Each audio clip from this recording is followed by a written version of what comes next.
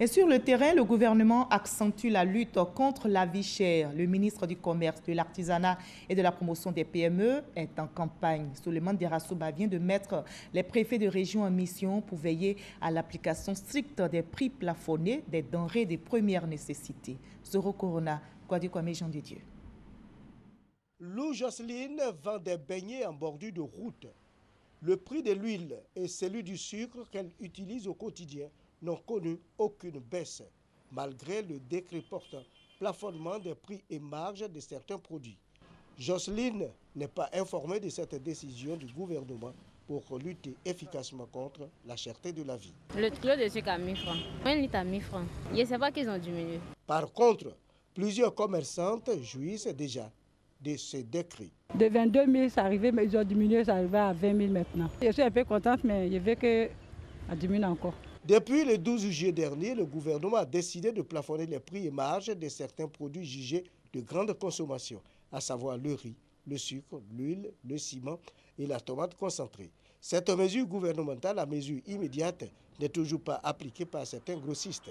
Actuellement, même ça manque. On dit que le prix a augmenté. Vous faites la tonne à combien? 110 000. On attend que l'ancien stock s'épuise avant de mettre la nouvelle réforme en vigueur. Pour le respect strict de cette mesure censée améliorer le quotidien des Ivoiriens, le ministre du Commerce, de l'Artisanat et de la Promotion des petites et moyennes entreprises a échangé avec les préfets des régions. Le gouvernement a pris le décret portant plafonnement des prix et marges des produits suscités. Cette décision d'application obligatoire sur une durée de 6 mois vise à maintenir les prix des produits concernés à des niveaux raisonnables qui tiennent compte pour l'intérieur du pays de la péréquation transport. Le corps préfectoral et les directeurs régionaux du commerce ont été chargés d'informer les populations et coordonner les activités pour le respect de ce décret.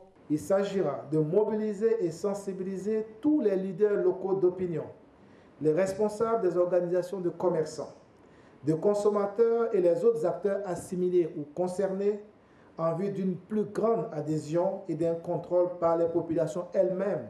La phase de sensibilisation prend fin le 12 août prochain. Et après, les contrevenants subiront la rigueur de la loi. Les sanctions sont autant des sanctions pécuniaires qui vont donc de 100 000 francs à 50 millions de francs CFA. Autant, je dirais, l'administration peut saisir la marchandise du contrevenant et même aller procéder à la fermeture des magasins. Le décret portant plafonnement des prix et marges de certains produits prendra fin le 12 janvier 2018. Voilà, la lutte contre la vie chère est engagée. Les agents du ministère du Commerce ont investi le terrain depuis quelques jours pour contrôler les instruments de mesure. L'opération se poursuit donc et les opérateurs sont sommés de se conformer au respect des normes sur le marché pour lutter contre la vie chère.